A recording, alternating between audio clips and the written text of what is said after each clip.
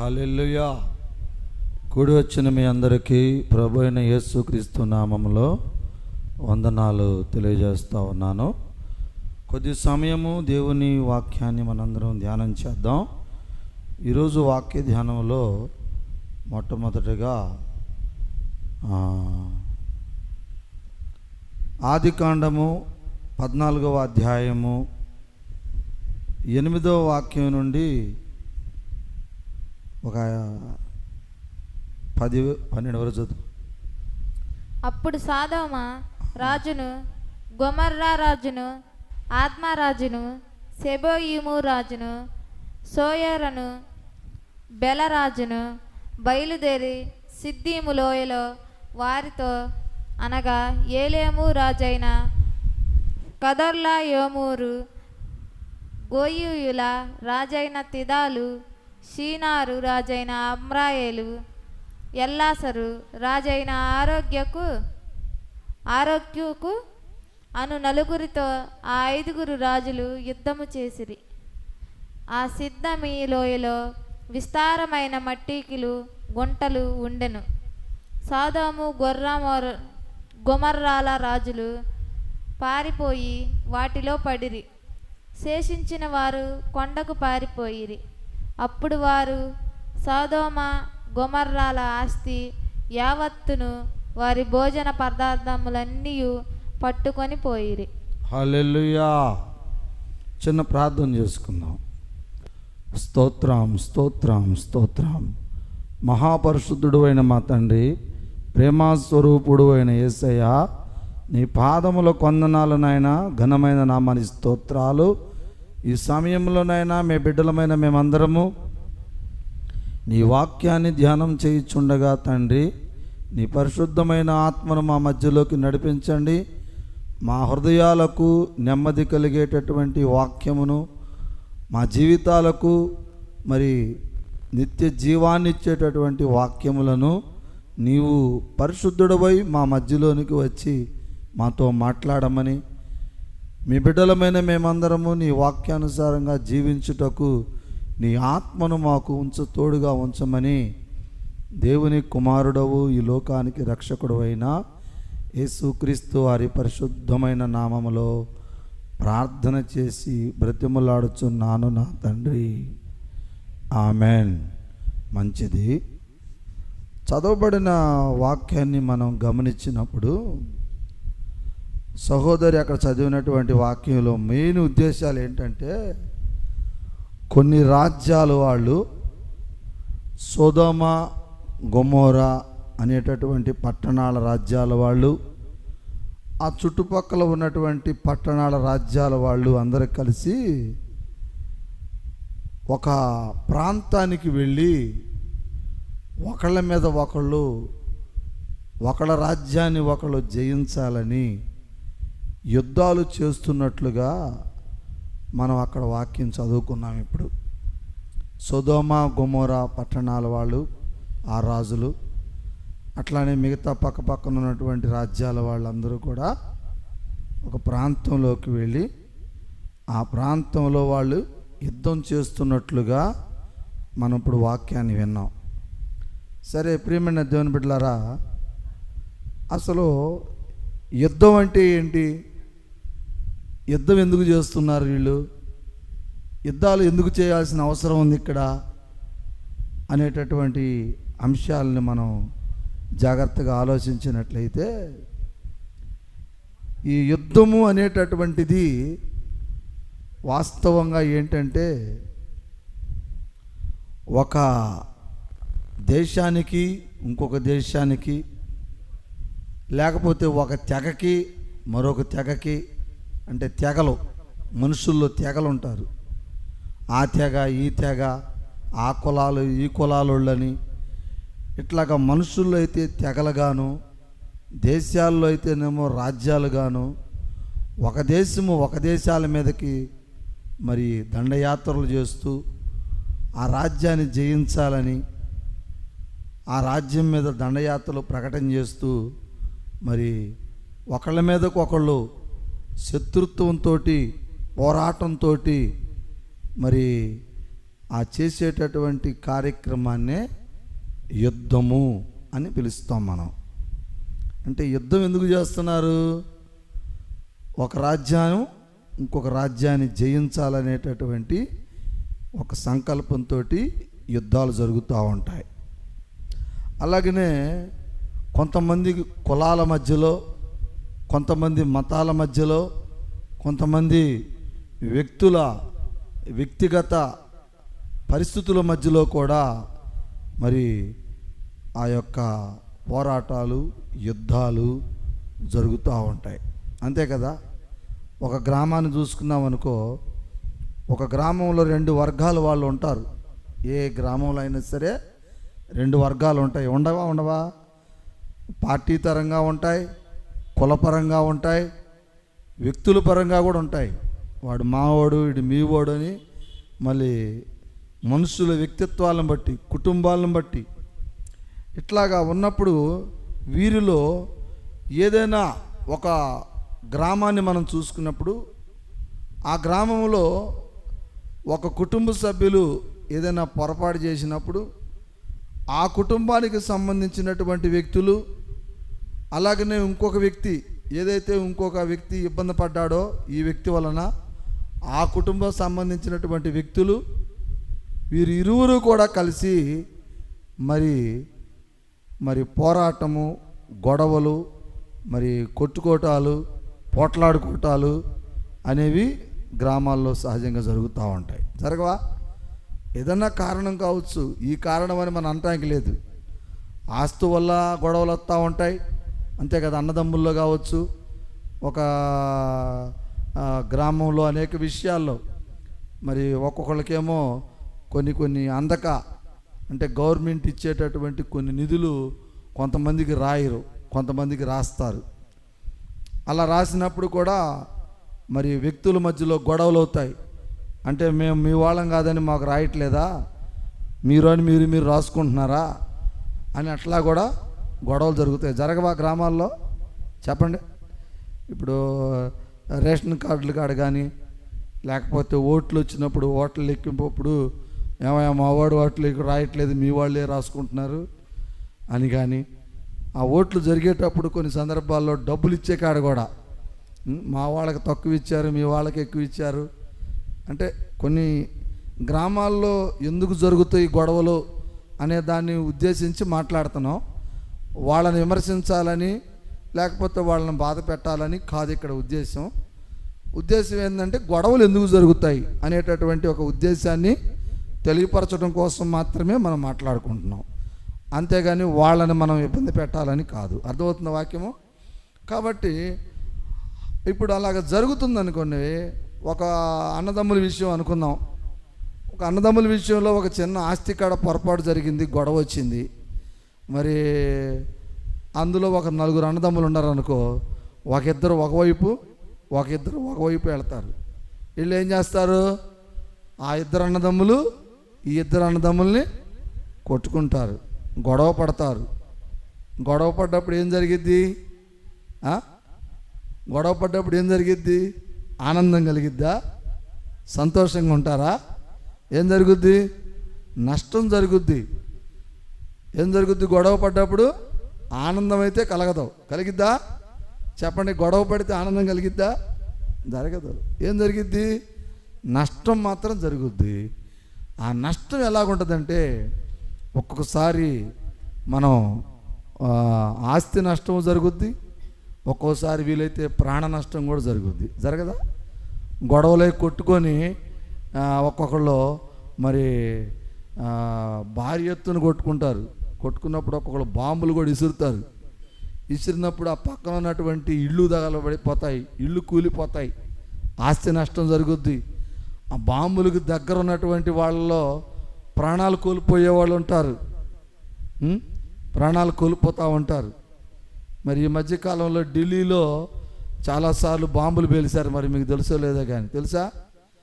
ఎవరో గుర్తు తెలియని వ్యక్తులు బాగా జనం సమూహాలుగా కూర్చొని, అంటే మనలాంటి ప్రార్థనలు చేసే కాడైతే పెట్టలేదులే కానీ, ఆ రైల్వే స్టేషన్లో కానీ ఏడన్నా మంచి సెంటర్లో, అంటే ఇప్పుడు ఒక బోయపాలెం సెంటర్ ఉందనుకోండి మనకి, పొద్దుగూగితే బోయపాలెం సెంటర్లో అనేక మంది ప్రజలు వస్తారు. ఎందుకు? కాయలు కొనుక్కుందామనో, లేకపోతే హాస్పిటల్లో చూపించుకుందామనో, లేకపోతే టిఫిన్ చేద్దామనో, షాపుల్లో ఏమన్నా కొనుక్కుందామనో, ఏదో ఒక అవసరం కొద్దీ ఆ బోయపాలెం సెంటర్లో అనేక మంది సాయంత్రానికి కూడుకుంటారు. కూడుకోరా? అలా కూడుకున్నప్పుడు కనీసం ఒక 500-600 మంది ఆ బోయపాలెం సెంటర్లో ఉంటారు. ఆ సెంటర్ ప్రాంతంలో ఒక కొట్లోనో, ఒక దేంట్లోనో, ఒక దిమ్మల సాటునో బాంబు పెట్టారనుకోరన్నా, అది పేలినప్పుడు ఏమైంది? అక్కడ ఉన్న ప్రజలకు నష్టం జరిగిద్ది, అక్కడ ఉన్నటువంటి వస్తువులకి నష్టం జరిగిద్ది. అంటే ఒక యుద్ధము, ఒక నష్టం అనేది జరుగుతుందన్నమాట. అట్లానే వాళ్ళు కూడా ఢిల్లీలో బాంబులు పెట్టారు, గొడవలు అయిపోయి పాపం చాలామంది, కొంతమంది చనిపోయారు, కొన్ని ఆస్తులు నష్టపడ్డాయి. ఈరోజు ఈ వాక్యాన్ని మీకు ఎందుకు చెప్తున్నానంటే, ఈ యుద్ధాల వలన మనకి నష్టాలే కానీ లాభాలు ఉండవు. యుద్ధాల వలన నష్టాలే కానీ లాభాలు ఉండవు. ఒక గ్రామంలో ఏదైనా సమస్య మూలంగా ప్రజల మధ్య గొడవలు స్టార్ట్ అయినప్పుడు, గొడవలు ఎక్కువైనప్పుడు, కోపం ఎక్కువైనప్పుడు, పగలు ఎక్కువైనప్పుడు, ఒకళ్ళ మధ్యలో ఒకళ్ళు కొట్టుకుంటే దాని వలన కూడా నష్టాలే జరుగుతూ ఉంటాయి. ఈనాడు మరి మీరు గమనించినట్లయితే మరి ఇప్పుడు మనకి గ్యాస్ అందట్లేదంట, చాలామందికి. అందుతుందా గ్యాస్? మరి 4 రోజుల నాడు బుక్ చేస్తే మాకు కూడా గ్యాస్ రాలా. ఎందుకు గ్యాస్ రావట్లేదు మనకి? చెప్పండి, మనకి గ్యాస్ ఎందుకు అందట్లేదు ఈ రోజునంటే, మొన్న ఇరాను, అమెరికా, ఇజ్రాయేలు, అటుపక్క పాకిస్తాను, ఆ దేశాల మధ్యలో గొడవలు జరుగుతున్నాయి, యుద్ధాలు జరుగుతున్నాయి, విపరీతమైనటువంటి కాల్పులు జరుగుతున్నాయి, ర్యాకెట్లు ఒకళ్ళ మీద ఒకళ్ళు వేసుకుంటున్నారు, ప్రాణ నష్టం జరుగుతూ ఉంది, యుద్ధ నష్టం జరుగుతూ ఉంది. వాళ్ళు ఆ దేశంలో ఉన్నటువంటి ఆ ప్రాంతంలో వాళ్ళు మన దేశానికి గ్యాసును, మరి పెట్రోలు, డీజిలు, ఆ యొక్క పదార్థాలన్నీ మనకు ఆ ప్రాంతంలో నుండి వస్తూ ఉంటాయి. మరి వాళ్ళు మనకి వాటిని పంపించడం మానేసి వాళ్ళు యుద్ధాలు చేసుకుంటా, వాళ్ళు కొట్టుకుంటా ఉంటే మనకు సప్లై ఎవరు చేస్తారు? మరి మన దేశం, ప్రపంచం అంతా కూడా ఇవాళ గ్యాస్ మీద, డీజిలు, పెట్రోల్ మీద ఆధారపడి బతుకుతూ ఉన్నాం. ఇప్పుడు యుద్ధాలు జరిగేటటువంటి ప్రాంతంలో నుండి మనందరికీ కూడా ఇవి రావాలి. మరి వాళ్ళు మనకి పంపిస్తే వస్తాయి, కానీ ఇప్పుడు వాళ్ళు మనకు పంపించే పరిస్థితుల్లో ఉన్నారా అంటే వాళ్ళు ఆ స్థితిలో లేరు. వాళ్ళు ఒకళ్ళనొకళ్ళు కొట్టుకుంటున్నారు, ఒకళ్ళనొకళ్ళు బాధ పెట్టుకుంటున్నారు, యుద్ధాలు చేస్తున్నారు. వాళ్ళే ఏంట్రా బాబు అన్నట్టుగా వాళ్ళ బ్రతుకులు వాళ్ళకే స్థితి లేనటువంటి పరిస్థితి ఈ రోజున మనము ఆ ఇరాన్, ఇజ్రాయేలు, ఆ అమెరికా ప్రాంతాల్లో మనము ఈరోజు గమనిస్తూ ఉన్నాం.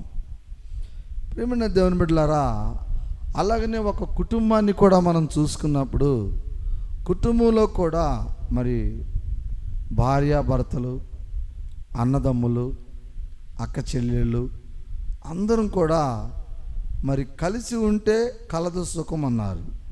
మరి ఈ రోజున కలుసుకోలేక మనందరం ఒకళ్ళకొకళ్ళం శత్రువులుగా మారి మనలో మనం కొట్టుకుంటూ ఉంటే ఒక కుటుంబంలో సభ్యులు, కుటుంబం కట్టబడిద్దా? కుటుంబం సజావుగా ఉంటుందా? కుటుంబం వర్ధిల్లుద్దా? వాళ్ళని కుటుంబం అని అంటారా? తల్లిదండ్రులు వాళ్ళ భార్యాభర్తలు వాళ్ళే కొట్టుకొని విడిపోతే వాళ్ళకు పుట్టిన బిడ్డలు అమ్మా నాన్న విడిపోయారని చెప్పి వాళ్ళు కూడా వేదనలో ఉండి ఏ చుట్టాలిళ్ళకో బంధువులిళ్ళకో వెళ్ళిపోయి మరి అమ్మా నాన్న కలిసి లేరు. అమ్మకాడకు పోదామంటే వాళ్ళ అమ్మ చుట్టాలు ఊరుకోరు. పోరా, మీ నాన్నతో మాకు గొడవ అయింది, ఓ మీ నాన్న కాడికే పో అంటారు. సరే నాన్న కాడకు పోదామని ఆడకపోతే మొన్నటిదాకా మిమ్మల్ని తిరిగారు కారా మీరు, మేము పార్టీ పో మేము కాడకే అని వీళ్ళు అది.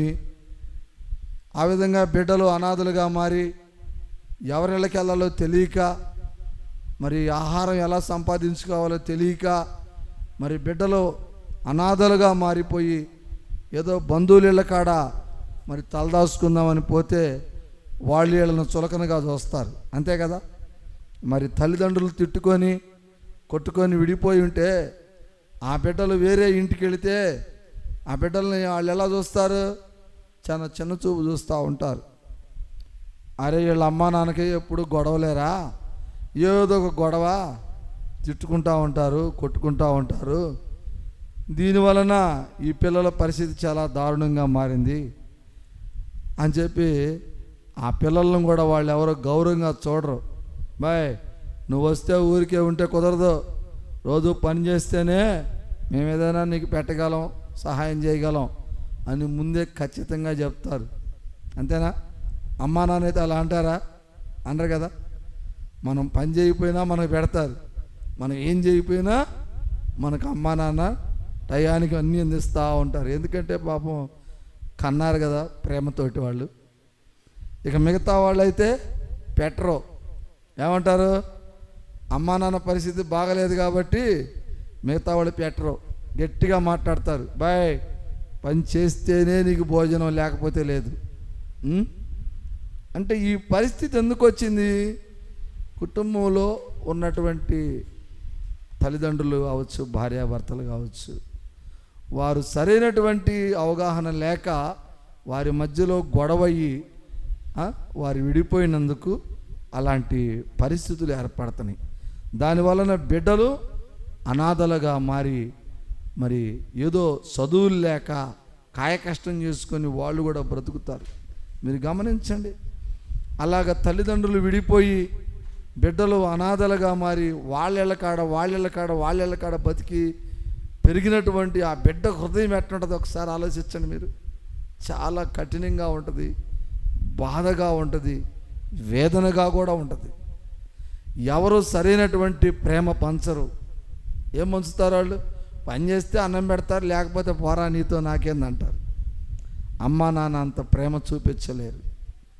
ఇవన్నీ ఎందుకు మాట్లాడుతున్నానంటే, నేను మీతోటి ఎందుకు చెప్తున్నానంటే, దేశాల మధ్యలో కొంతమంది వ్యక్తుల మధ్యలో గొడవలైనప్పుడు కూడా ఇలాంటి పరిస్థితులే వస్తూ ఉంటాయి.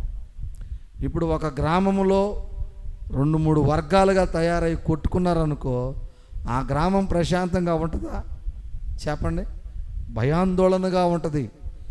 ఎప్పుడొచ్చి ఎవడి మీద ఏం చేస్తాడో తెలియదు. ఇళ్లలో నుంచి బయటికి రావాలంటే భయం, ఏదైనా బయటికి పోయి లోపలికి రావాలంటే భయం. ఇదంతా నష్టము, భయం. ఎందుకు? ద్వేషము, కోపము, పగ, ప్రతీకారాల వలన. అలాగనే మరి ఈ రోజున దేశాల మధ్యలో యుద్ధాలు జరుగుతున్నాయి. అక్కడ మరి ప్రజలు ఎలాగుంటారో ఒకసారి ఆలోచించండి. ఎంత భయంతో ఉంటారు. ఆ పడుతున్నటువంటి ఆ రాకెట్ల బాంబులు ఎక్కడ పడతాయో తెలీదు. ఆ పడినటువంటి బాంబు ప్రాంతం అంతా కూడా బ్లాష్ అయిపోతుంది. అక్కడ గ్రామం ఉంటే గ్రామం తగలబడిపోతుంది, ప్రజలుంటే చనిపోతారు. దిక్కు తెలియని పరిస్థితి. చివరికి అక్కడ ఏం జరుగుద్దనంటే, కొన్ని సంవత్సరాలు ఇట్లా యుద్ధాలు జరిగిన తర్వాత ఆ దేశ ప్రజలు, ఈ దేశ ప్రజలు నష్టపోతారు. ఆ యొక్క దేశంలో ఆస్తి నష్టాలు, ఈ దేశంలో ఆస్తి నష్టాలు జరుగుతూ ఉంటాయి. అంతే కదండి. మరి లాస్ట్కి ఆ దేశము ఆర్థికంగా కుంగిపోద్ది, ఈ దేశం కూడా ఆర్థికంగా కుంగిపోయిద్ది. లోపల దేశంలో ఉన్నటువంటి ప్రజలు ఆర్థికమైనటువంటి పరిస్థితులకు వచ్చి ఆ బాంబులు దాడులకు, పంటలు సరైనటువంటి ప్రకృతిలో అన్నీ కూడా పండక మరి ఆహారం కొరత ఏర్పడిద్ది. సరైనటువంటి పంటలు పండక, ఆహారం లేక చనిపోయిన వాళ్ళు చనిపోతే మిగిలిన వాళ్ళు ఆకలితోటి, ఆవేదనతోటి రోధిస్తున్నటువంటి పరిస్థితులు ఆయా దేశాల్లో మనం గమనిస్తూ ఉంటాం. మనకు 2వ ప్రపంచ యుద్ధం జరిగింది 1927-25 ప్రాంతాల్లో అనుకుంటాను, పూర్తిగా తెలియదు, మర్చిపోయాను, చదువుకున్నాను. 2వ ప్రపంచ యుద్ధం జరిగినప్పుడు చాలామంది అలాగనే మన భారతదేశంలో కూడా అల్లాడారు. ఎందుకంటే ఆ 2వ ప్రపంచ యుద్ధం వచ్చినప్పుడు ప్రపంచ దేశాలన్నీ పోరాడుతున్నాయి. దాంతోపాటు మన భారతదేశం కూడా యుద్ధంలోనే ఉంది. ఆ 2వ ప్రపంచ యుద్ధం జరిగినప్పుడు చాలామంది మరి పేదవాళ్ళు, మరి ఇప్పుడు రోజువారీ పని చేసుకొని బతికే వాళ్ళు ఉంటారు. పెద్దవాళ్ళు అంటే వాళ్ళకి ఆస్తులు ఉండొచ్చు, వాళ్ళకి గోడాల్లో ధనాన్ని సంపాదించుకొని పెట్టుకుంటారు ముందే. వాళ్ళు చాలా జాగ్రత్తగా బ్రతుకుతారు. మరి పేదవాళ్ళు, మధ్యతరగతి వాళ్ళు రోజువారీ పనికి పోతాం, అంతేనా? మనం ఈరోజు పనికి పోయి ఒక 500 తెచ్చుకొని వాటితో బ్రతుకుతాం. ఈరోజు పనికి పోయి మరి వాటితో మనం బ్రతికేటటువంటి మన జీవితాల్లో యుద్ధాలు జరిగేటప్పుడు మరి రవాణా సౌకర్యం స్తంభించిపోతుంది, అంతేనా? లారీలు తిరగవు, బస్సులు తిరగవు. మరి అలాంటప్పుడు ట్రాన్స్పోర్ట్ లేదు, పనిచ్చేవాళ్ళు లేరు, పనికి పోదామంటే పని లేదు. మరి ఏమన్నా కొట్లలోకి వెళ్ళి కొనుక్కొచ్చుకుందామంటే డబ్బులు లేవు. పని లేకపోతే డబ్బులు ఎవరు ఇస్తారు? డబ్బులు లేవు. డబ్బులు లేకపోతే మనకి ఎవరు ఏమీ ఇయ్యరు. ఒకవేళ వచ్చేటటువంటి ఆ కొద్దిగా ఆహార పదార్థాలు కూడా డిమాండ్ అవుతుంది. నిన్నటిదాకా 40-50 రూపాయలు అమ్మినటువంటి బియ్యము ఒక్కసారిగా ఊపెత్తుకొని 200 రూపాయలకి వెళ్ళిపోతుంది కేజీ. మనం రోజంతా కష్టపడితే వచ్చేది 400 రూపాయలు అయితే మరి 200 రూపాయలు కిలో బియ్యం అంటే మనం అందరం 2 పూటలు తినాలంటే 2 కిలోలు కావాలి. మనం కష్టపడి పనిచేస్తే మనకు వచ్చేదంతా 300 రూపాయలు. అంటే కిలోన్నర బియ్యం కంటే మనకు ఎక్కువ రాని పరిస్థితి, అంతేనా? ఆలోచించండి. 200 రూపాయలు కిలో బియ్యం చేస్తే నువ్వేం చేస్తావు? కిలోన్నర బియ్యం అంటే ఒక రోజు మనం తినటానికి సరిపడా. ఇలాగ ఆర్థికంగా మానవ జీవితము బాధల్లోకి వెళ్ళిపోతూ ఉంటుంది. ఇలా మన భారతదేశమే కాదు, అన్ని దేశాల్లో కూడా అదే పరిస్థితి నెలకొంటుతూ ఉంటుంది. అంటే ఈనాడు నా ఉద్దేశం ఏంటంటే, ఈ వాక్యం యొక్క ఉద్దేశం ఏంటంటే, యుద్ధాలు చేసుకొని ఒక రాజ్యం మీద ఇంకొక రాజ్యం దండెత్తుతూ ఇలాగ ఒకళ్ళనొకళ్ళు హింసించుకోవటం కరెక్ట్ కాదు అని, అట్లాగ ఒకళ్ళకొకళ్ళు చేసుకోవటం వల్ల నష్టం జరిగిద్ది అనేటటువంటి ఉద్దేశాన్ని ఈరోజు ఈ వాక్యాల ద్వారా మనం చదువుకుందాం. ఆ తర్వాత 14వ వాక్యంలో నుండి చదువుకుంటారా? 4 వాక్యాలు, 14, 15, 16, 17 4 వాక్యాలు చదువు. అక్కడే అబ్రహాము తన తమ్ముడు చెరపట్టబడినని విని తన ఇంటి పుట్టి అలవరచబడిన 318 మంది గుండెని వెంటబెట్టుకొని దాను మట్టుకు ఆ రాజులను తరిమిరి. రాత్రివేళ అతడు అతని దాసులను వారికి ఎదురుగా మొనలు తీర్చి వారిని కొట్టి దమస్కున ఎడమ తట్టున హోబా మట్టుకు తరిమిరి. ఆస్తి యావత్తు తిరిగి తెచ్చి తన తమ్ముడైన లోతును అతని ఆస్తిని, స్త్రీలను, ప్రజలను తిరిగి తీసుకొని వచ్చెను. హల్లెలూయా. అంటే ఇప్పుడు అక్కడ నీకు జరిగినటువంటి సన్నివేశం ఏంటంటే, మొట్టమొదట జరిగినటువంటి వాక్యాలు ఏంటంటేనేమో సొదొమ గొమొర పట్టణాల్లో, ఆ తదితర ప్రాంతాల్లో యుద్ధం జరుగుతూ ఉంది. యుద్ధం జరుగుతున్నప్పుడు ఆ సొదొమ గొమొర అనే పట్టణంలో లోతు అనేటటువంటి ఒక వ్యక్తి ఉన్నాడు. ఆ లోతు ఎవరయ్యా అంటే అబ్రహాము సహోదరుడి కుమారుడు, అంటే ఇతడు బాబాయ్ అవుతాడు అబ్రహాం ఆయనకి. అప్పుడు ఈ అబ్రహాము దగ్గర ప్రాంతంలో ఉన్నాడు. అబ్రహాము సంపన్నుడు, అతనికి ఆస్తిపరుడు, అన్నీ ఉన్నాయి. ఇప్పుడు ఆయన ఏం చేశాడంటే, అయ్యో సొదొమ గొమొర పట్టణం మీద కూడా యుద్ధం స్టార్ట్ అయింది, మరి అక్కడ ఏం జరుగుతుందనో ఆలోచనలో పడ్డాడు. ఈ లోపల ఒక ఆయన వెళ్ళాడు ఎట్టకోట, ఎవరి కాడకి? అబ్రహాం కాడకు పోయి, అయ్యా సొదొమ గొమొర పట్టణం కూడా యుద్ధంలోకి వెళ్ళిపోయింది, ఆ రాజులు వచ్చి వాళ్ళని కొట్టారు, కొట్టి మొత్తం ఆస్తులు అన్నీ సంహరించుకొని తీసుకొని వెళ్ళిపోతున్నారు పట్టుకొని, వాళ్ళల్లో మీ యొక్క సహోదరుడు కుమారుడైన లోతు కూడా ఉన్నాడు అని అబ్రహాముకు చెప్తారు. అప్పుడు అబ్రహాం ఏం చేస్తాడంటే, మరి సొంత మరి సహోదరుడు కొడుకుగా, ఎంతైనా రక్త సంబంధం అంటే కొంచెం ప్రాణంగానే ఉంటాం, ఆత్మీయ సంబంధంలో పెద్దగా ఉండదు, కానీ రక్త సంబంధాల మీద కొద్దిగా ప్రేమ ఉంటుంది. ఇక మరి అన్న కొడుకు మరి ఎట్టకోట మనం వాడిని కాపాడాలనే ఉద్దేశంతో పాపం అబ్రహాము తనకున్నటువంటి సైనిక బలాన్ని 315 మంది సైనికులు ఆయనకుంటే వాళ్ళందరినీ కూడా తీసుకొని ఆ గొమొర పట్టణం వైపు వెళ్ళి వాళ్ళందరిని కూడా ఎదిరించి ఎవరినైతే లోతును బంధించి తీసుకెళ్తున్నారో ఆయా రాజులందరినీ బంధించి కొట్టి ఆ యొక్క తమ్ముడిని, ఆయన తమ్ముడు కొడుకైనటువంటి లోతుని విడిపించుకొని తీసుకొచ్చినట్లుగా మనం ఆడ వాక్యాన్ని వింటూ ఉన్నాం. అంటే ఇవన్నీ ఎందుకు మనం మాట్లాడుకుంటున్నాం, ఎందుకు చెప్పుకుంటున్నాం అంటే, ఒక దేశం మీదకి ఒక దేశాలు, రాజ్యాలు గొడవలైనప్పుడు, యుద్ధాలు చేసినప్పుడు ప్రాణ నష్టాలు జరుగుతూ ఉంటాయి, ఆస్తి నష్టాలు జరుగుతూ ఉంటాయి, ఒకళ్ళనొకళ్ళు మనం కొట్టుకుంటూ ఉంటాము. అది కరెక్ట్ కాదు, దానివల్ల నష్టమే కానీ లాభం లేదు అనేటటువంటి విషయాలను కూడా మనం తెలుసుకుంటా ఉన్నాం. ఇందాకలా నేను కొంచెం ముందుగా ఒక మాట చెప్పా, అది గ్రామంలో కూడా కొంతమంది వ్యక్తుల మధ్య గొడవలు వచ్చి వర్గాలుగా కొట్టుకుంటాం, మరి ఇలా చేస్తూ ఉంటారు. అది కూడా గ్రామాలకు నష్టం జరుగుద్ది.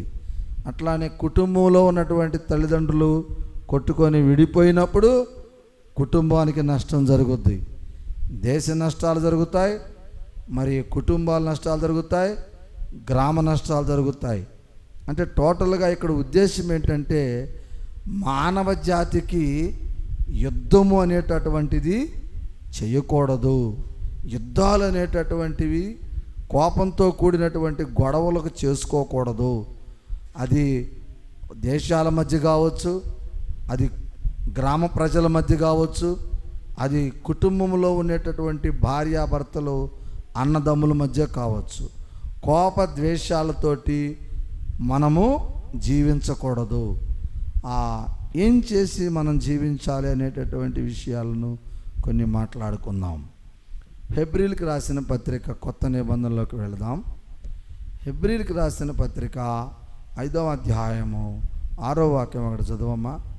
మహిమపరచుకొనలేదు, కానీ నీవు నా కుమారుడవు, నేను నేడు నిన్ను కని ఉన్నాను అని ఆయనతో చెప్పిన వాడే ఆయనను మహిమపరచెను.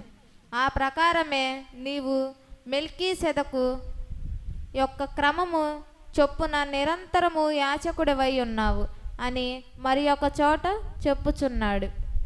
హల్లెలూయా. అంటే అక్కడ ఉద్దేశం ఏంటంటే, ఇక్కడ మాట్లాడుతుంది వస్తుడైన పౌలు గారు, మెల్కిసిద్దియా అనేటటువంటి ఒక వ్యక్తిని మనకి గుర్తు చేస్తున్నాడు. మెల్కిసిద్దియా అనేటటువంటి ఒక వ్యక్తి ఎవరయ్యానంటే, ఈయన నీతిని న్యాయాన్ని జరిగించేటటువంటి ఒక యాజకుడు. యాజకుడు అంటే దేవుని యొక్క ఆరాధన చేసేటటువంటి వాళ్ళని ఆ రోజుల్లో యాజకులు అంటారు. ఇప్పుడు మనం ఉన్నాం అనుకో, ఈ రోజుల్లో మనకు తెలిసిన భాష ఏంటి, ఒక దేవాలయంలో పూజారి గారు ఉంటాడు, అంతేనా? దేవునికి ప్రార్థనలు చేసి వారికి అభిషేకాలు చేసేది ఎవరండి? పూజారులు అంటాం మనం. ఇక మన ప్రార్థన మందిరాల్లోకి వచ్చే దైవ సేవకుడు అంటారు, లేకపోతే పాస్టర్ గారు అంటారు, అంతేనా? ఈనాడు మనం పిలుచుకునే పేర్లు. ఆనాడు ఈ మెల్కిసిద్దియా అనేటటువంటి వ్యక్తి ఎవరయ్యానంటే, మొట్టమొదటిగా దేవుని యొక్క యాజకుడుగా ఉన్నాడు. దేవుని యొక్క యాజకుడుగా ఉండి ఈ లోకంలో ఎవరైతే నీతి కొరకు న్యాయం కొరకు పోరాటం చేస్తున్నారో వాళ్ళను ఆశీర్వదిస్తూ వాళ్ళకి మంచి బోధలు చేస్తున్నట్లుగా అక్కడ వాక్యం రాయబడి ఉన్నది. ఇందాక నువ్వు ఎక్కడ చదివావు? ఆదికాండం మనం 14వ అధ్యాయంలో 18, 19, 20 వాక్యాలు చదువు, అక్కడ రాయబడి ఉంటుంది ఈ విషయాలు. 14వ అధ్యాయంలోనే షాలేము రాజైన మెల్కిసెదకు రొట్టెను ద్రాక్షారసమును తీసుకొని వచ్చెను. అతడు సర్వోన్నతుడగు దేవునికి యాచకుడు. అప్పుడతడు అబ్రహామును ఆశీర్వదించి, ఆకాశమునకు భూమికిని సృష్టికర్తయును సర్వోన్నతుడైన దేవుని వలన అబ్రహాము ఆశీర్వదింపబడును కాక అనియు. హల్లెలూయా. అంటే ఇక్కడ ఎందుకు అక్కడ చెప్తున్నానంటే, వాస్తవానికి అబ్రహాము ఎందుకు వెళ్ళి యుద్ధం చేశాడు? రాజ్యాకాంక్ష కోసం పోయాడా అంటే, ఆ రాజ్యాన్ని జయించి ఆ రాజ్యాన్ని కూడా నేనే ఏలాలని పోయి యుద్ధం చేశాడు అబ్రహాము, లేకపోతే తన సహోదరుణ్ణి తన కొడుకైనటువంటి లోతును కాపాడటానికి వెళ్ళాడా? చెప్పండి. తన సహోదరుడు అన్నగారైనటువంటి కుమారుడు లోతుని కాపాడటానికి వెళ్ళాడు. ఆ సొదొమ గొమొర్రా పట్టణాన్ని జయించి ఆ సొదొమ గొమొర్రా పట్టణాన్ని నేను పరిపాలించాలని ఉద్దేశంతో అబ్రహాం వెళ్ళలా. ఏ ఉద్దేశంతో వెళ్ళాడంటే అన్న కాపాడటానికి వెళ్ళాడు కేవలం. అంటే అదొక మంచి ఉద్దేశపూర్వకంగా జరిగినటువంటి యుద్ధం అన్నమాట. అంతేనా? అర్థం చేసుకోండి. ఇప్పుడు గ్రామాల్లో మనం గమనించామనుకో, ఒక వ్యక్తి మంచివాడు ఉంటాడు. ఆ వ్యక్తి ఏమీ చేయకపోయినా కొన్ని సందర్భాలలో అతని పైకి కూడా కొంతమంది దాడి చేస్తారు. చేయరా? చేస్తారు. ఎందుకంటే ఈ లోకంలో ధనాశ ఎక్కువ. మనిషికి ఏ ఆశ ఉంటుంది? ఇప్పుడు లోతు మీదకి, ఆ రాజ్యం మీదకి ఎందుకు వచ్చారు రాజులు? వాళ్ళ దగ్గర ఆస్తులు ఉన్నాయని ఆస్తులు తీసుకెళ్ళటానికి వచ్చారు. ఈనాడు ఏంటంటే నీతిమంతుల దగ్గర ఆస్తులు ఉంటాయి, అవినీతిమంతుల దగ్గర ఆస్తులు ఉంటాయి. అయితే నీతిమంతులు ఏంటంటే తనకున్నటువంటి ధనాన్ని జాగ్రత్త చేసుకొని తనకున్నటువంటి స్థితిలో జాగ్రత్తగా ఎవరికి ఇబ్బంది కలగకుండా బ్రతుకుతూ చేతనైన వారికి ధన సహాయము దానమాలు చేస్తూ వాళ్ళ జీవనాన్ని గడుపుతూ ఉంటారు. ఎవరు? నీతిమంతులు. అదే మరి ఇంకో రకంగా ఉంటారు. వాళ్ళు ఎలాగుంటారు? వాళ్ళకి ఆస్తుల మీద ఆశ ఉంటుంది. ఆస్తుల మీద ఆశ ఉండి వాడాస్తిగా చేద్దామా ఈడాస్తిగా చేద్దామా అని ఆలోచన చేస్తారు. వాడి మీదకు గొడవ పోయి వాడిని కొట్టి వాడి ఆస్తులు లాక్కుందాం అనుకుంటారు. ఇట్లా లేరా గ్రామాల్లో? గొడవలవుతూ లేదా గ్రామాల్లో? ఆలోచన చేయండి. మరి మోసం చేస్తారు. ఇదిగో నీకు ఆడప్పులు ఇప్పిస్తాం ఏడప్పు ఇప్పిస్తాం అంటారు. జాగ్రత్తగా వినండి. నీ దగ్గర ఒక 2 ఎకరాల పొలం ఉందనుకో, సపోజు ఈ పొలం కాజేయాలనుకున్నాడానికి ఏం చేస్తాడు? నీకేదన్నా ఆర్థికంగా ఇబ్బంది కలిగినప్పుడు, ఆర్థికంగా అంటే కుటుంబ సభ్యులు ఎవరైనా అనారోగ్యానికి పాలయ్యామనుకో, అప్పుడు కాస్త డబ్బులు కావాలిగా. ఇక ఇతడికి డబ్బు అవసరం కాబట్టి ఈ ఆస్తిగా చేయాలంటే ఏం చేయాలా? ఈ నేడవసాటి ఇరికించాలనుకుంటారు జనం. కొంతమంది అవినీతి పరుల సంగతి చెబుతున్నా, అందరి సంగతులు కాదు. వెంటనే మనోడి కాడికి వచ్చి కన్నీరు గారుస్తారు. ఇది యథార్థంగా జరిగే కుటుంబాలు. వినండి. అయ్యా నీకిట్ట జరిగిద్దని మేము అనుకోలేదయ్యా, ఎంత బాధ, ఎంత బలహీనత, ఏందయ్యా ఉండి సడన్గా పడిపోయావు, ఇంత బలహీనతకు వచ్చావు, డాక్టర్ గారు ఏమన్నాడేంది, ఆపరేషన్ చేయాలన్నాడమ్మా, ఎంత అవుతుందో? ఒక 5-6 లక్షల దాకా అవుతుంది. 5-6 లక్షలు అవుతుందా? మరి నువ్వు బ్రతికేది అంతంత మాత్రం, నీకు ఆడి ఏముందయ్యా? ఏ పూటకు ఆ పూట తెచ్చుకునే వాళ్ళకి 5 లక్షలు ఆడుంటుండే ఏడా? అయ్యా నాకు తెలిసిన ఆయన ఒక ఆయన ఉన్నాడు, కానీ ఆయన దగ్గర డబ్బులు ఇప్పిస్తాను, తీసుకుని వెంటనే నువ్వు బాగా ఇంగిల్ని తీసేయి అని చెప్తారు తెలివిగా. నిజానికి వాడు మన మీద ప్రేమతో రాలా. ఎందుకు వచ్చాడు? 2 ఎకరాల పొలం ఉంది నీ కాడ, అది గాజేయాలా. ఎంతో వినయంగా మాట్లాడతాడు, మంచిగా సమాధానం చెబుతాడు. తీరా నువ్వేమనుకుంటావు? అమ్మ ఊళ్ళో ఎంతమంది ఉన్నా ఎవడూ పట్టించుకోలేదు నన్ను, పాపం వీడు ఇంత ప్రేమ చూపించి నా కాడకు వచ్చాడు, పైగా డబ్బులు ఇప్పిస్తానంటున్నాడు, ఆయా సహాయం చేయయ్యా అని అంటాం మనం. అనగా ఏమంటాడు? సరే నేను మాట్లాడి రేపు వచ్చి చెబుతాలే నీకు అంటాడు. వాడికి తెలుసు నేను ఇరికియటానికే వాడు వచ్చింది, కానీ వెంటనే ఇవ్వడదుగా, రేపు చెబుతాలే అంటాడు. ఇవాళ రేపు వస్తాడు. ఈ లోపల నీకు ఏం జరిగిద్ది? 2 రోజులు టైం వేసాడుగా, ఈ లోపల నీకు బాధ ఎక్కువైపోయింది. డాక్టర్లు ఏమంటుంటారు? బాయ్ నువ్వు తొందర చేసి ఆపరేషన్ చేసుకోకపోతే పోతావు, నీ ఇష్టం, తొందర చేసుకో, డబ్బు చూసుకో, లేకపోతే వెళ్ళిపోతావు అంటుంటాడు. మనకు కంగారు వచ్చింది. అరే మొన్న ఒక ఆయన వచ్చాడు, డబ్బులు ఇస్తానన్నాడు, ఏమో వస్తానన్నాడు, ఇడిపోయాడు వీడు అని అది చూస్తూ ఉంటాం మనం. ఇక వాడికి తెలుసు 2 రోజుల తర్వాతే వస్తాడు. ఎందుకు? నువ్వు టెన్షన్లో ఉండాలి. అంత 2 రోజుల తర్వాత అవపడతాడు. అయ్యా ఏంది మొన్న వచ్చావు, మన పరిశీలించావు, బాగా మాట్లాడావు, ఏదో మరి సహాయం కూడా చేస్తానన్నావు కదా, ఏదయ్యానంటే చేస్తాం, కానీ మరి వాడు 10 రూపాయలు వడ్డీ లేనిది ఈయన అంటున్నాడు. ఎంత? ఎంతొడ్డి? 100కి ఎంత? గట్టిగా చెప్పండి, ఎంత? 10 రూపాయల వడ్డీ. ఇక 10 రూపాయల వడ్డీకి అయితే ఇస్తాడంట, ఈ 5-6 రూపాయలు వాళ్ళకి గిట్టుబాటు కావట్లేదంట. ఇప్పుడు 2 రోజులు మించి డాక్టర్ గారు గొడవ చేస్తున్నాడు, నువ్వు చేసుకోపో చచ్చిపోతావురా అని. ఇక వీడికి ఎట్టుంటుంది? ఒరే 10 రూపాయలు దండం పెడతారా నాయన, ఎట్టకోట్లు ముందరికి ఇచ్చారా ఈ డబ్బులు? ఓకే అబ్బాయి, మళ్ళీ నేను బలవంతంగా చేశాను అనుకోవద్దు, వాడి ఇష్టం, వాడి అట్టయితేనే ఇస్తాను అంటున్నాడు. అన్ని మర్యాదలే, అంతా మర్యాదగా చెబుతాడు. తీరా ఇరికిస్తాడు, 5 లక్షలు ఇస్తాడు, 10 రూపాయలు వడ్డీ రాస్తాడు, అయిపోయింది. నీ జబ్బు ఎట్టకోట చూపించుకుంటావు, అదిగో కేలుకునేసరికి ఒక 2 ఏళ్ళు పట్టుద్ది. ఈ 2 ఏళ్లలో ఈ 5 లక్షలకి ఎంత అవుద్ది? 10 రూపాయల వడ్డీ కాడికి ఎంత తెలుసా? 10 లక్షలు అయింది. హల్లెలూయా. 2 ఏళ్ళు ఎంత అవుద్ది? 10 లక్షలు అయి కూర్చోడదు. మరి కుటుంబమే ఆర్థిక పరిస్థితి. ఈ 10 లక్షల రూపాయలు యాడ్ చేసి రావాలా? నువ్వు ఆరోగ్యవంతుడు అయినప్పటికీ కూడా సరైనటువంటి పని చేయలేవు, ఏదో బ్రతకటానికే పని చేస్తావు, బండగొట్టి పని చేయలేవు. ఇక మనోడు 2 సంవత్సరాల దాకా నిన్ను గదిలీయడు, ఎందుకంటే వాడికి వడ్డీ పెరగాలాడ.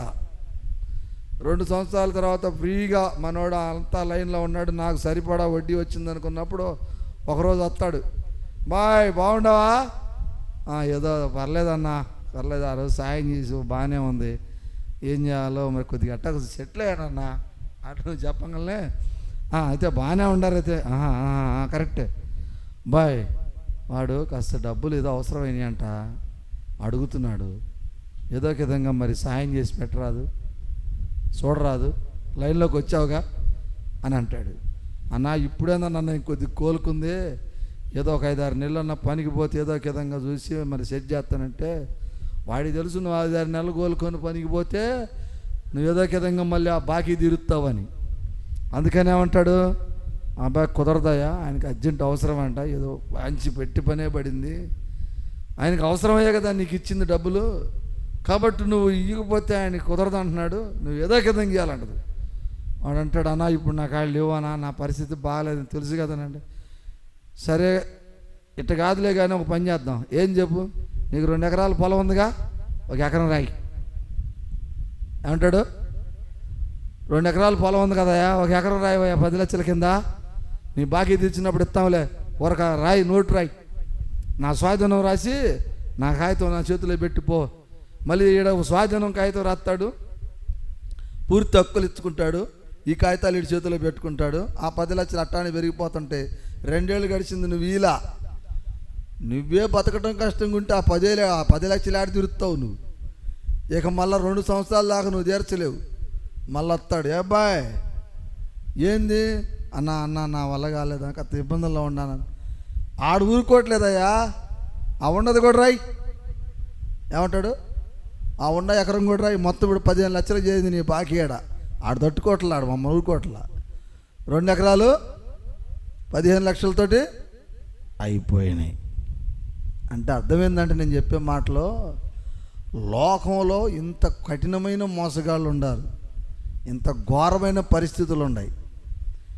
కాబట్టి మనం జీవితాల్లో మనం ప్రయాణం చేసేటప్పుడు చాలా జాగ్రత్తగా ఉండాలి. ముఖ్యంగా కుటుంబంలో ఉన్నటువంటి మనందరం కూడా మరి చెడు వ్యసనాలకి బానిసత్వం కాకూడదు. స్త్రీ కావచ్చు, పురుషుడు కావచ్చు. ముఖ్యంగా స్త్రీలు తన భర్త పట్ల గౌరవం కలిగి యథార్థమైన జీవితాన్ని గడుపుతూ ఈ అబ్రహాం భార్య అయినటువంటి శారాలాగా యజమానుడిని గౌరవించేటటువంటి భార్యగా స్త్రీ బతకాల్సిన బాధ్యత ఉంది. అట్లానే పురుషుడు కూడా అబ్రహాంలాగా దేవుని ఎడల నమ్మకము కలిగి దేవుని భయభక్తులు కలిగినటువంటి జీవితాన్ని గడపవలసిన వారై మన కుటుంబాల్లో ఉండాలి. అట్లా కాకుండా ఇష్టానుసారంగా మన శరీరాల్లో ఓపిక ఉందని మగవాళ్ళు ఇష్టమైనటువంటి దుర్వ్యసనాలకు బానిసలై, మత్తు పదార్థాలకు బానిసలై వాళ్ళ జీవితాలను సర్వనాశనం చేసుకొని మరి అనారోగ్యం పాలైపోయి లాస్ట్కి ఏమీ చేయలేక అప్పుల పాలైపోయి బాకీలు చేసుకొని ఉన్నటువంటి ఆస్తులన్నిటిని కూడా పోగొట్టుకొని మరి దీనత్వాన్ని పరిస్థితులకు వచ్చేటటువంటి పరిస్థితి. అలాంటప్పుడు జ్ఞానము కలిగినటువంటి బిడ్డలు ఇలాగా దేవుని యందు విశ్వాసం కలిగి ఒక ప్రాంతాన్ని ఎంచుకొని నీతి నియమాల మధ్యలో జీవిస్తూ ఉన్నాడు అబ్రహాం. కానీ ఆయన కూడా పోరాటం చేయవలసి వచ్చింది. ఎందుకంటే తన అన్న కొడుకైనటువంటి లోతును కాపాడటానికి పోరాటం చేశాడు, కాపాడాడు, తీసుకొచ్చాడు. ఈయన తీసుకొచ్చినప్పుడు ఏం జరిగిందంటే మెల్కీసెదెకు అనేటటువంటి ఒక దైవ సేవకుడు ఆ రోజుల్లో దేవుని యందు విశ్వాసం కలిగి ఉన్నాడు. ఆయన వచ్చి అబ్రహామును ఆశీర్వదించాడు. ఎందుకు ఆశీర్వదించాడు అబ్రహాముని? నీవు నీ యొక్క అన్న కొడుకైనటువంటి లోతు నీ మాట వినకుండా వాడు ఇష్టం వచ్చినట్టు పోయినప్పటికీ కూడా నువ్వు దేవుని జ్ఞానం కలిగి లోతును కాపాడి, తన కుటుంబాన్ని కాపాడి, తన బిడ్డలను కాపాడి, తన ఆస్తిని కాపాడి నీతిగా కార్యక్రమాన్ని జరిపించావు కాబట్టి దేవుడు నీకు ఆశీర్వాదాన్ని ఇస్తున్నాడు. నేడు నుండి నీవు నీ సంతానము ఈ ప్రపంచములో ఇసుక రేణువుల వలె వర్ధిల్లుతుంది అని ఒక దైవ సేవకుడు మెల్కీసెదెకు అనేటటువంటి ఆయన ఆ రోజుల్లో ఆశీర్వదించాడు. అంటే ఆనాటి కాలాలలో కూడా దేవునిని ఆరాధన చేసేటటువంటి యాజకులు ఉన్నారు, దేవుని యందు భయభక్తులు కలిగి జీవించేటటువంటి వాళ్ళు ఉన్నారు. ఈనాడు మరి మనం ఏం చేస్తున్నాం? ఈ లోకంలో మరి ఆస్తుల కోసం, పదవుల కోసం అనేక మంది ఈ రోజున పోరాటాలు చేస్తూ ఉన్నారు. లేరా? ఈ రోజుల్లో పొలాలు వేస్తారు, అదేస్తారు, వ్యాపారాలు చేస్తున్నారు, డబ్బు సంపాదించాలని, అది సంపాదించాలని తెగ ఆశపడుతున్నారు. కానీ అదే ఈ రోజుల్లో మనం ఏం చేస్తున్నాం? ఇక్కడ కూర్చొని దేవుడిని ఆరాధన చేసుకుంటున్నాం, దేవుని ప్రార్థనలు నేర్చుకుంటున్నాం, దేవుని ప్రార్థనలో కొనసాగుతున్నాం, దేవుని యందు భయభక్తులు కలిగి ఉంటున్నాం. మనకు ఆస్తి మీద వ్యామోహం లేదా అంటే ఉంది, మనకు ఆస్తుల మీద ప్రేమ లేదా అంటే ఉంది. ఎంతవరకు ప్రేమ, ఎంతవరకు ఇష్టం అంటే దేవుడు ఇచ్చిన వరకు. అబ్రహాం ఎలాగున్నాడు? దేవుడు ఇచ్చిన దాంట్లో తృప్తి పడ్డాడు. కానీ లోతు తృప్తి పడకుండా వేరే ప్రాంతంలోకి వెళ్ళి ఇంకా సంపాదించాలనుకొని చిక్కుల్లో పడి ఇబ్బంది పడ్డాడు. ఈనాడు మనమందరం ఏం చేస్తున్నాము? ఒకసారి ఆలోచించండి. ఇప్పుడు మనం ఇక్కడ నలుగురుగా కూర్చొని ప్రార్థన చేసుకుంటున్నాం. ఈ ప్రార్థన చేస్తున్నటువంటి మనలో ఒక నిరీక్షణ ఉన్నది. ఎందుకనంటే ఆ నిరీక్షణ మనం ఎంత సంపాదించుకున్నా అది దేవుని రాజ్యంలోనికి ఉపయోగపడదు. తెలుసు కదా మనందరికీ. వచ్చుద్దా? ఇక్కడ నువ్వు కట్టిన బిల్డింగ్ ఏమైనా దేవుడి రాజ్యంలోకి వచ్చుద్దా? రాదు. ఇక్కడ నువ్వు సంపాదించిన ధనము, బ్యాంకుల్లో వేసిన డబ్బులు ఏమైనా వస్తాయా? రావు. వస్తాయా? నువ్వు కట్టిన బిల్డింగులు రావు, నువ్వు సంపాదించి బ్యాంకులు వేసిన డబ్బు రాదు. మరి నీతో పాటు వచ్చేది ఏందనంటే, నీతో పాటు వచ్చేది దేవుని రాజ్యానికి అవసరమైన నీ ఆత్మ. ఈ ఆత్మ ఎట్లా వచ్చుద్దంటే నువ్వు సంపాదించేటటువంటి నీ ప్రార్థనా శక్తి వలన వచ్చుద్ది. దేని వలన వచ్చుద్ది? దేవుని యందు ప్రేమ కలిగి ఆనాడు అబ్రహాము దేవుడికి ఎట్లా భయభక్తులు కలిగి జీవించాడో అట్లాగే ఈరోజు మనం అందరం కూడా మరి దేవునికి భయము కలిగి జీవిస్తున్నాము కనుక, మనకున్నటువంటి దాంట్లో దేవుడు మనల్ని కాపాడుతున్నాడు కనుక, ప్రతి వారం మనం ప్రార్థన చేసుకుంటా దేవుని సన్నిధికి వస్తున్నాం కనుక, రేపొద్దున మనందరం కూడా దేవుని రెండవ రాకడలో మనందరం ఎత్తబడతాం, లేపబడతాం, దేవుని రాజ్యానికి చేర్చబడతాం. ఇక ఈ లోకంలో ప్రయాసపడుతూ ఈ లోక పదవుల కోసం అనుభవించే వాళ్ళు వీళ్ళందరూ కూడా ఏంటంటే వ్యర్థమైపోతారు.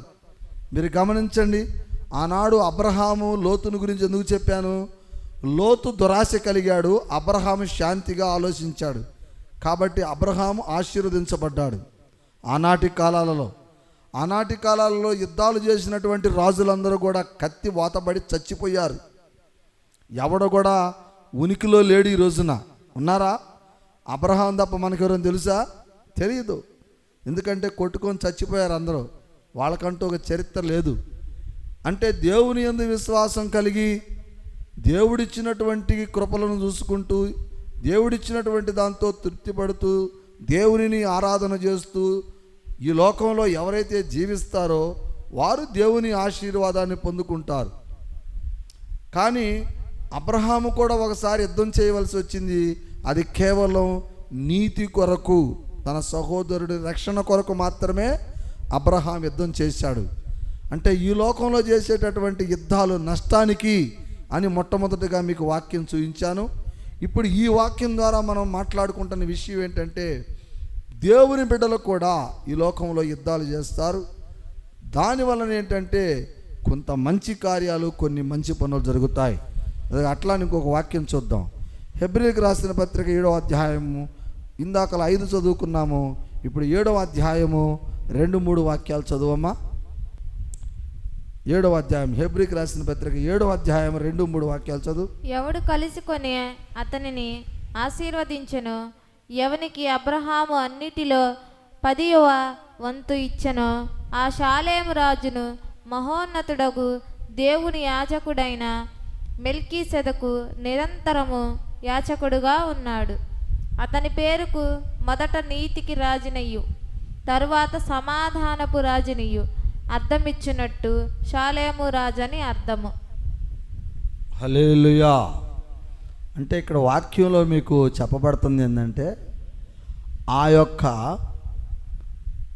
రాజ్యములలో నీతికి న్యాయానికి ఉన్నటువంటి ఆ మెల్కీసెదెకు అనేటటువంటి యాజకుడు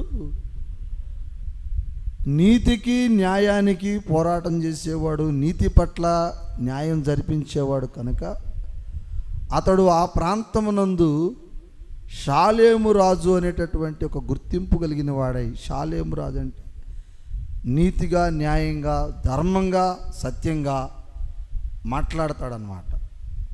ఒకరి పట్ల అన్యాయంగా మాట్లాడు, ఒకరి పక్కన దోషంగా మాట్లాడు. నీతి ఏదైతే దాన్నే మాట్లాడతారు, నీతి ఏదైతే దాన్నే ప్రజలకు అందిస్తారు. అలాంటి వాళ్ళు ఇప్పుడు మీరు గమనించినట్లయితే, మీకు తెలిసినటువంటి వాళ్ళల్లో కొంతమందిని మనం గమనించినట్లయితే, కొంతమంది గ్రామాల్లో ఉంటారు. వాళ్ళు ఏ కులస్తులైనా, ఏ జాతి వాళ్ళైనా ఒక్కొక్క అతను మాట్లాడతాడు, కరెక్ట్గా మాట్లాడతాడు. ఏమని? ఏది కరెక్టో అదే మాట్లాడతాడు, ఏది కరెక్ట్ కాదో అది కరెక్ట్ కాదనే మాట్లాడతాడు. అంతేనా కాదా? ఒక 2 వర్గాల మధ్య గొడవ వచ్చిందనుకోండి, 2 వర్గాల వాళ్ళు ఒకే కుటుంబానికి చెందిన వాళ్ళు అనుకోండి, గొడవ ఎక్కడి నుంచి వచ్చిందో మనం తెలుసుకొని ఆ గొడవని ఎలాగ మనం సర్ది చేసుకోవాలి అనేటటువంటి విషయాన్ని మనం ఆలోచన చేయాలి. అంతేకాని ఒక వర్గం వైపు మనం ఉండి ఒక వర్గాన్ని రెచ్చగొట్టి ఈ వర్గం నుంచి ఆ వర్గాన్ని దండెత్తి చేసి ఒంటరిగా ఉన్న వాళ్ళని, తక్కువ జనాభా ఉన్నటువంటి వేరే వాళ్ళని, కుటుంబ సభ్యులే అనుకుందాం, వాళ్ళను మనం ఇబ్బంది పెట్టడం చేయటం అనేది అది యుద్ధంతో సమానం. ఒక రాజ్యం మీదకి దండెత్తేటటువంటి క్రియ అవుతుంది అది. అదే నీతిమంతుడైన వాడు ఏం చేస్తాడంటే, ఇరు వర్గాల వాళ్ళను కూర్చోబెట్టుకొని మాట్లాడతాడు, విషయాన్ని అర్థం చేసుకుంటాడు. ఇక్కడ ఏం జరిగింది, ఇతనేం చెప్తున్నాడు, వీళ్ళు చూద్దామా, 2 ఒకే కుటుంబాల వాళ్ళు కదా, అసలు పరిస్థితి ఎక్కడ స్టార్ట్ అయింది ఇది, ఈ పరిస్థితి ఇట్లా మొదలైంది కాబట్టి దీనిని మనం ఈ విధంగా సాల్వ్ చేస్తే వీళ్ళిద్దరికీ మేలు జరుగుద్ది అనేటటువంటి ఒక మంచి ఉద్దేశంతో వాళ్ళతోటి ఒక మంచి సమాధానాన్ని ఏర్పాటు చేసుకొని, గొడవ ఇక్కడ ఇట్లా మొదలైంది కాబట్టి మొట్టమొదటిగా ఈ గొడవకు కారకుడైనటువంటి ఇతడు ఆ వేరే వ్యక్తికి క్షమాపణ చెప్పుకుందాం. మొట్టమొదటిగా ఏం చేయాలి మనం? గొడవకు స్టార్ట్ అయిన వ్యక్తి, మొట్టమొదటి వ్యక్తి ఏం చేయాలి? అవతల వ్యక్తితోటి క్షమాపణ చెప్పాలి. అంతే కదా? యేసుక్రీస్తు వారిని నమ్ముకున్నటువంటి బిడ్డలు ఎదుటి వారిని క్షమించాలి అనేది మన మొట్టమొదటి ప్రార్థనలో ముఖ్యమైన భాగం. మరి నీతిని న్యాయమును జరిగించేటటువంటి సేవకులు కానీ, యాజకులు కానీ అలానే చెప్తారు. ఎందుకంటే అక్కడ ప్రాణ నష్టం జరగకూడదు. ఇప్పుడు దురుసుతనంతో నేను తప్పు చేశాను, కానీ నా తప్పు నేను కప్పిపుచ్చుకొని నేను ఎటకారంగా ఉండి గొడవకు నాంది తిరిగి నా సైడ్ జనం ఉండాలే, నేనేది చేసినా జరుగుద్దులని విర్రవీగుతా గొడవగా ఉన్నావు అనుకో, దానివల్ల ఏమవుద్ది? వాళ్ళు బలవుతారు, నువ్వు బలవుతావు. కాబట్టి అట్లా కాకుండా సరే పొరపాటు జరిగిందో ఎట జరిగిందో జరిగింది కాబట్టి బాయ్ తప్పు చేసావు కాబట్టి, పొరపాటు అనేది నీలో నుంచి మొట్టమొదటిగా స్టార్ట్ అయింది కాబట్టి మొట్టమొదటిగా నువ్వు సమాధాన పడాలి జనంతో, ప్రజలతో అని చెప్పేసి, అయ్యా ఇదిగో ఇట్లా పొరపాటు జరిగింది, సరే ఇక నుంచి జరగకుండా మనం చూసుకుందాం, దీన్ని ఏదైనా మాట్లాడుకుందాం అనేటటువంటి ఒక మంచి ఆలోచనతోటి దాన్ని నడుపుకోవాలి మనం. అంతేకాని ఆయన ఏదో మనం దూషించాడని మనం ఏదో ఆలోచన చేసుకొని మనం బాధపడి నేను పనికిరానున్నా అన్నట్టుగా మనం ఆలోచన చేయకూడదు.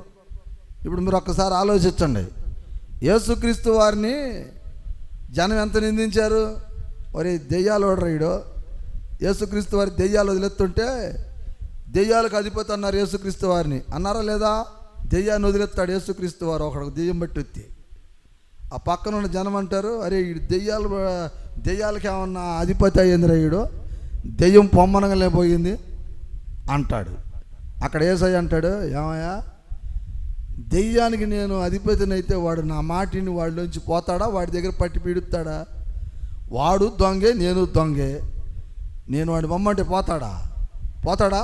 వాడు ఎందుకు పోతాడు?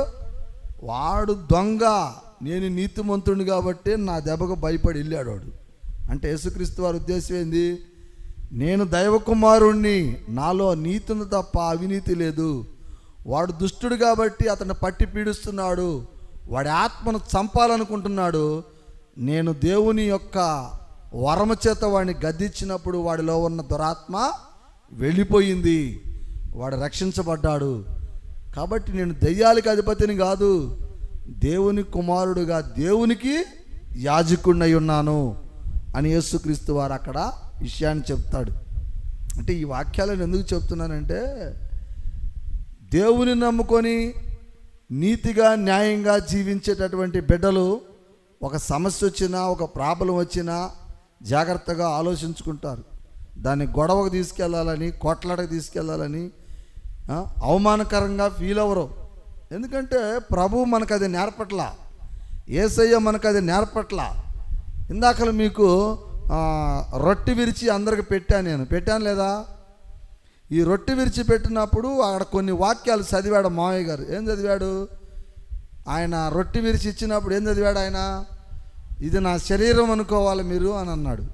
ద్రాక్షారసాన్ని ఇది నా రక్తం అనుకోవాలి అని అన్నాడు. అంటే ఇప్పుడు మీ ఉద్దేశం ఏంటంటే, ఇక్కడ యేసుక్రీస్తు వారు సిలువ ఎక్కేటటువంటి ముందు నైట్ ఏం చేస్తాడంటే, ఆయన రొట్టె విరిచి పెట్టే ముందుగా ఇంకొకటి చేస్తాడు. ఆయన ఏం చేస్తాడంటే, అది చదివించలేదు, అక్కడే ఉంటుంది అది.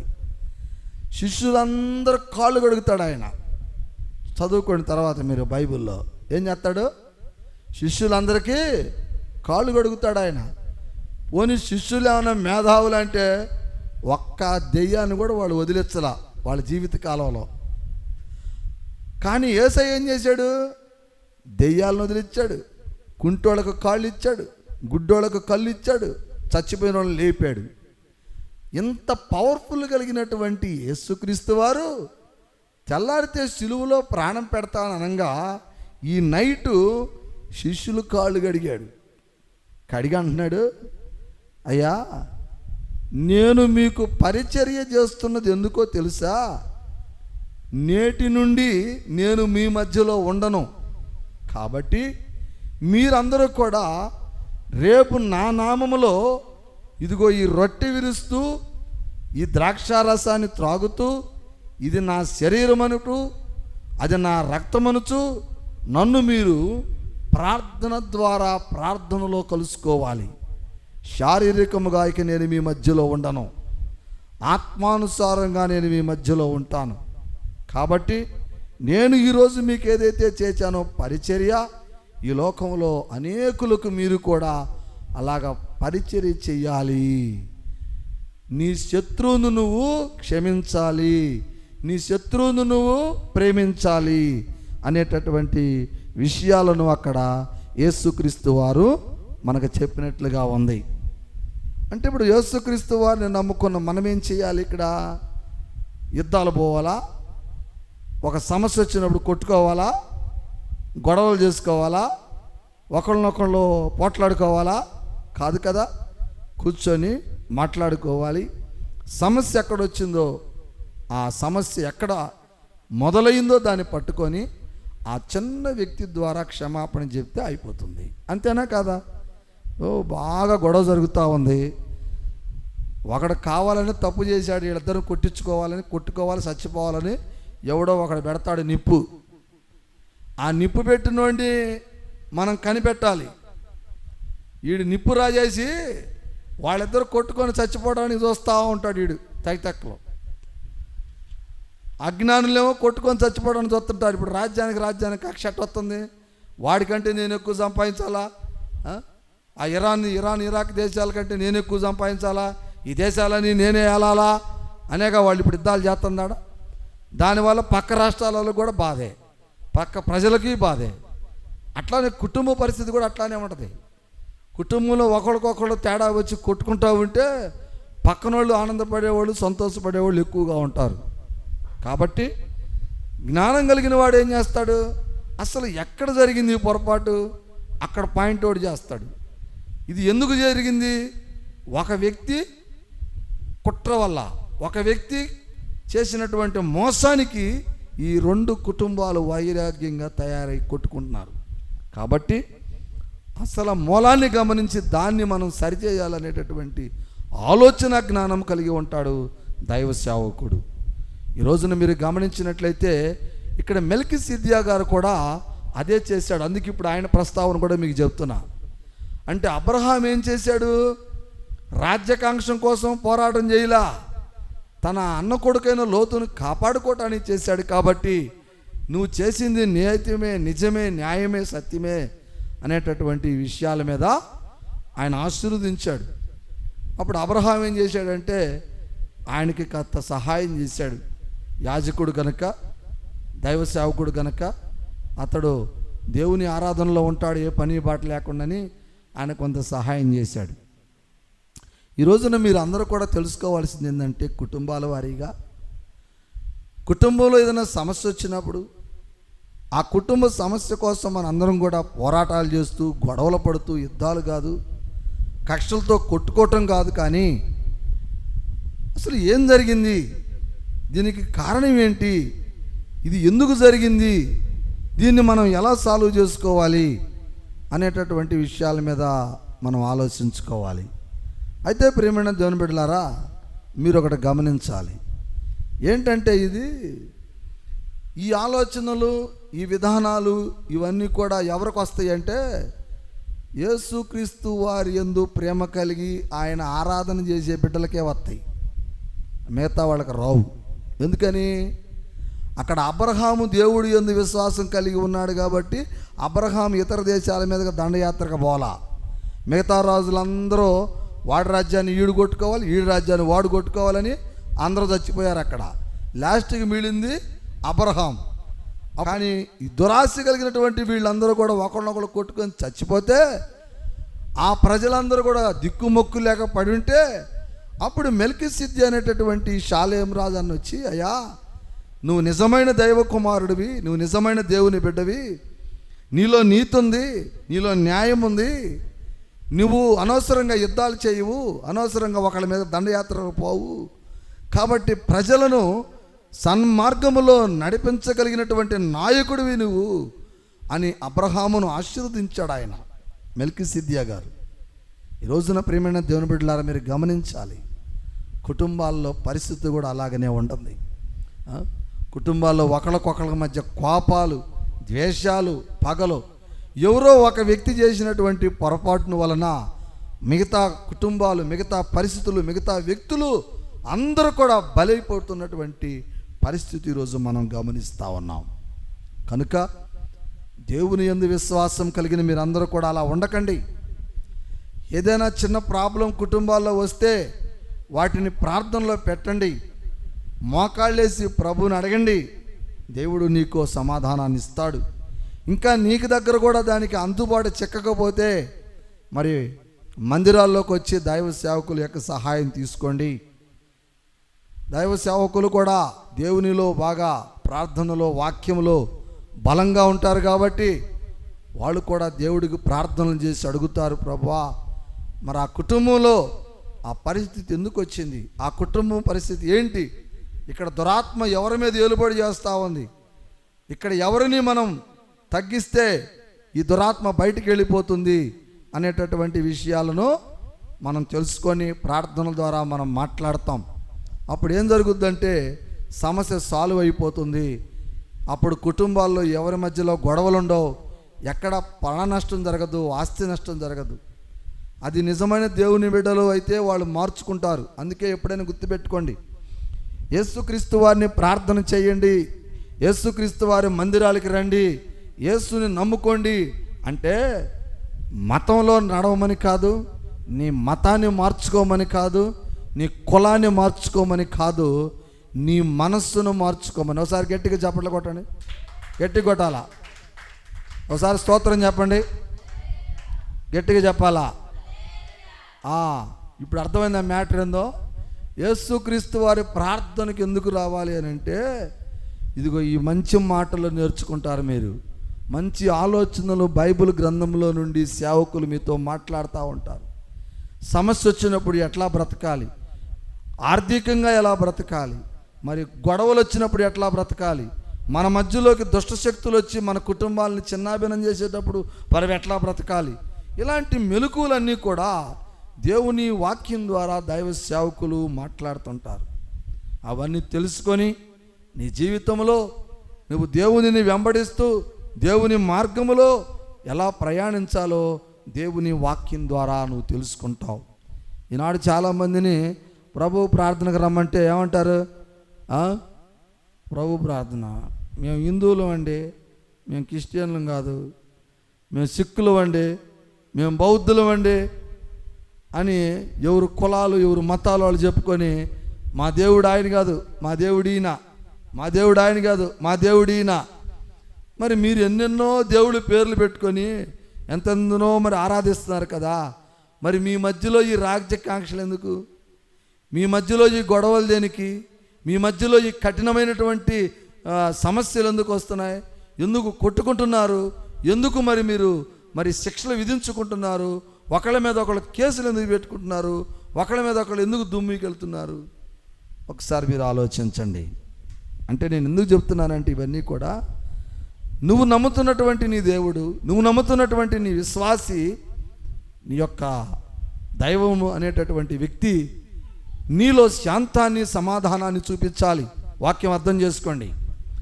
దేవుడు అంటే ఒక యాజకుడు అంటే ఒక సేవకుడు అంటే మనలో ద్వేషాన్ని కోపాన్ని తగ్గించి మరి ప్రేమను శాంతమును వర్ధిల్ల చేసేవాడిలాగా ఉండాలి. మరి మీరు ప్రభువుని నమ్ముకునే కంటే నాదే గొప్ప అనుకుంటున్నప్పుడు ఒకసారి ప్రేమైన దేవుడిలారా మీరు ఆలోచించండి. వాళ్ళ జీవితాల్లో మరి ఎంతమంది రోజున కేసులు పెట్టుకొని ఎంతమంది జైలుకి వెళ్ళిపోతున్నారు, రకరకాలుగా ఉంటున్నారు. మీరు అంటారు ప్రభువుని నమ్ముకున్న వాళ్ళు కూడా జైలుకి పోతున్నారు కదండి, ప్రభువుని నమ్ముకున్న వాళ్ళు కూడా కేసులు పెట్టుకున్నారు కదండి అంటున్నారు. నిజంగా మీరు చెప్పాలంటే ఎవరైతే నిజంగా కేసు పెడుతున్నారో ఒక వ్యక్తి మీద, ఎవరైతే కేసు పెడుతున్నాడో దేవుని నమ్ముకున్న బిడ్డ కూడా అతడు దేవుని బిడ్డే కాదు అంటాను నేను. ఎందుకో తెలుసా, దేవుని బిడ్డ అయితే నిన్ను వలే నీ పొరుగు వారిని ప్రేమించు క్షమించు అన్నాడు. సమస్యల గురించి దేవుడికి ప్రార్థన చేసి అడగాలి, దేవుడిని అడగాలి, ఎంత కఠినమైనది సరే దేవుడిని అడగాలి. ఇప్పుడు దేవుడిని అడుగుతున్నా నీకు సమాధానం రావట్లేదు అని నువ్వు దేవుడి దగ్గర నుంచి కేసు పెట్టావు అంటే అర్థమైంది, దేవుడు నీకు సహాయం చేయలేదు అనుకున్నావా? చేస్తున్నాడు. నువ్వు ఎందుకు కేసు పెడుతున్నావు? నీకున్నటువంటి తొందర, నీకున్నటువంటి బలహీనత, నీకున్నటువంటి ఆదులతో నువ్వు వెళ్ళిపోతున్నావు. దానివల్ల ఏం జరుగుద్ది? నీకు నష్టం జరుగుద్ది. ఏం జరుగుద్ది? నువ్వు కేసు పెడితే అవతల కేసు పెడతాడు, వాళ్ళు వీళ్ళు కలిసి ఇద్దరు కలిసి కేసులు పెట్టుకొని అతను డబ్బులు ఖర్చు పెట్టి నువ్వు డబ్బులు ఖర్చు పెట్టి అతను నష్టపోయి నువ్వు నష్టపోయి లాస్ట్కి ఏం జరిగిందంటే ఇద్దరు కూడా నష్టపోయే పరిస్థితి వస్తుంది. అదే దేవుని యందు విశ్వాసం కలిగి ఉంటే ప్రభు ప్రార్థన చేశాను, అయ్యా మరి నేనైతే ఏం చేయట్లేదు, మరి వాళ్ళు మా మీద కిందికి ఎలా వస్తున్నారో నీకు తెలుసు కదా, మరి నిస్సహాయుడనే నీ దగ్గర ఉన్నాను, నీవే సహాయం చేయగలవాడు నాకు. లోకంలో మనుషుల కన్నా నీ సేవ నీ సహాయం గొప్పది అని ఎవరైతే నిరీక్షణ కలిగి ఉంటారో అప్పుడు దేవుడు కొంచెం టైం తీసుకున్న నిదానంగా సమాధానాన్ని ఇస్తాడు. ఎలాంటి సమాధానం ఇస్తాడో తెలుసా? దేవుడు ఇచ్చేటటువంటి సమాధానంలో ఏ ఆస్తి నష్టం ఉండదు, ఏ ప్రాణ నష్టం ఉండదు, ఎవరికి ఏమీ లేకుండా అందరికీ సరైనటువంటి సమాధానాన్ని ఇస్తాడు. నీతిమంతుడు హెచ్చించబడుగాను, గర్వించి తగ్గినట్టుగాను ఆయన సమాధానం చాలా పవర్ఫుల్గా ఉంటుంది. కాబట్టి మన కుటుంబాల్లో, మన జీవితాల్లో మనం ఆలోచించుకోవాలి. ప్రతి చిన్నదానికి గొడవలు పడకూడదు, ప్రతి చిన్నదానికి మన జీవితాల్లో పోరాటాలు చేయకూడదు. భార్య భర్తల మధ్య చిన్న చిన్న విషయాలకు పోరాటాలు చేయకూడదు. భర్త దేవుడు నమ్ముకున్నాడు, భార్య నమ్ముకోలే. భర్త ఏం చేయాలి? భార్య ఎడల క్షమాపణ కలిగి ఉండాలి, ఆమెను క్షమించే మనసు కలిగి ఉండాలి, ఆమెను గౌరవించే మనసు కలిగి ఉండాలి. అలాగే భార్య నమ్ముకుంది, భర్త నమ్ముకోలా యేసుక్రీస్తు వారిని. మరి నువ్వు స్త్రీ వాక్యం వింటున్నావుగా, ప్రభు క్షమించమంటున్నాడుగా, మరి నువ్వేం చేస్తున్నావు? నీ భర్త మీద వాదన చేస్తున్నావు, నీ భర్తను నిందిస్తున్నావు. నువ్వు ప్రభువు నమ్ముకోమంటే నమ్ముకో, నువ్వు రక్షణ తీసుకోమంటే తీసుకో, నువ్వు యేసు కాడికి రావు, అందుకే నీకు ఈ కర్మ అని భార్య భర్తను నిందించకూడదు, అవమానించకూడదు. ఏం చేయాలంటే ప్రార్థన చేయాలి ప్రభువుకి. అయ్యా, నా భర్త ఎలా ఉన్నాడు, నా భర్తను నువ్వే మార్చాలి. ఎంతో మందిని మార్చావు, ఎంతో మందికి నువ్వు సహాయం చేసావు ప్రభువా, నీ మీద నాకు నమ్మకం ఉంది, నా భర్త మారతాడని అని చెప్పి నువ్వు నీ భర్తను గురించి నువ్వు ప్రార్థన చేయవలసింది అనువై ఉండాలి. అంతేగాని మీరు అనుకోవచ్చు, ఏంటంటే మా ఆయన గురించి నేను 10 ఏళ్ళ నుంచి ప్రభువుని అనుకొని ప్రార్థన చేస్తున్నా, వాళ్ళు మార్పు వచ్చేదేమో తెలియదు కానీ నేను మాత్రం ముసలాన్ని ఎప్పుడు పెట్టుకున్నానంటారు. హల్లెలూయా అనరా? కొంతమంది ఉండాలి, మీరు కాదు అంటారు. కొంతమంది గట్టిగా అంటారు, నాకు తెలుసు. 10 ఏళ్ళ నుంచి ప్రార్థన చేస్తున్నాం, మా ఆయన మారట్లేదు కదా, ఇంక ఎందుకు వాడి కోసం నేను ప్రార్థన చేసేది? ఏమండి, యోబుని సైతాన్ని ఎప్పుడు దాకా పెట్టి పీడించాడు? ఆయన శరీరంలో ఉన్నటువంటి మాంసం కూడా ఉడికింది, భార్య పోయింది, బిడ్డలు పోయారు, ఆస్తులు పోయినాయి, ఐశ్వర్యం పోయింది, అందసందాలు పోయినాయి. లేకపోతే వాడు ఒంటిలో తూట్లు పడి రక్తం సీములు కాక పక్కన వాళ్ళని ఆశ్రయించుకుంటున్నారు. అమ్మ ఏం బతుకులేదు. అది దేవుడు దేవుడు దేవుడు దేవుడు అని ఏడుతుంటాడు కదా యోబు. ఆ దేవుడికి వీడికి కన్నెందుకు పట్టిందిరా అని ప్రజలు దూషించారు యోబుని. కానీ యోబు మాత్రము నిరీక్షణ కలిగి నా దేవుడు నాకు సహాయం చేస్తాడనే ప్రేమనే కలిగి ఉన్నాడు. చివరికి ఏం చేశాడు? సాతాను ఓడిపోయాడు, సాతాను జయించాడు యోబు.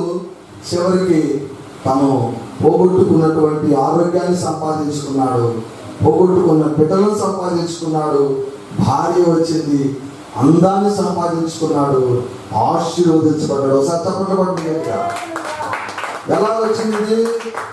ఆశీర్వాదం వల్ల వచ్చింది. మనలో నిరీక్షణ ఉండాలి, మనం అంతం వరకు నిరీక్షణ కలిగి ఉండాలి. యేసుక్రీస్తు వారు మనందరి కొరకు సిలువలో ప్రాణం పెట్టేంత వరకు నిరీక్షించాడు. అవునా కదా?